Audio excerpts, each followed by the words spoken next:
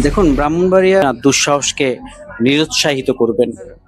৬টা আসনের সংসদ সদস্য সংসদে উপস্থিত আছেন। এই যে ৬ জন সংসদ সদস্য আছেন, ওনারা আসলে জনগণের ভালো চান, নিঃসন্দেহে ভালো চান। কিন্তু ওনাদের মধ্যে কি ওই উদ্দাম সাহসিকতা আমরা দেখতে পেয়েছি, অথবা এমন কোনো আলোচনা করেছেন যেটা আসলে সকলের নজর কাড়বে এবং জনগণ তাতে খুবই আনন্দিত হবেন? ব্রাহ্মণবাড়িয়া বাসী বলে নিজেকে গর্বিত মনে করবে? আমার তো মনে হয় না ওইরকম কোনো। দেখেন, আসলে একটা দেশের সবাই যে খুব বেশি জ্ঞানী বিজ্ঞানী এবং একই চিন্তা ভাবনার মানুষ হবেন তা কিন্তু না।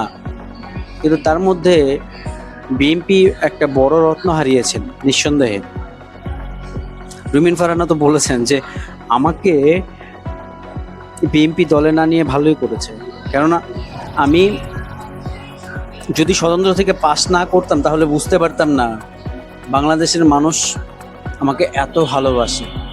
আপনি কি ভালোকে ভালো বলবেন, মন্দকে মন্দ বলবেন, সাহসিকতা উৎসাহ দেখাবেন আর দুঃসাহসকে নিরুৎসাহিত করবেন।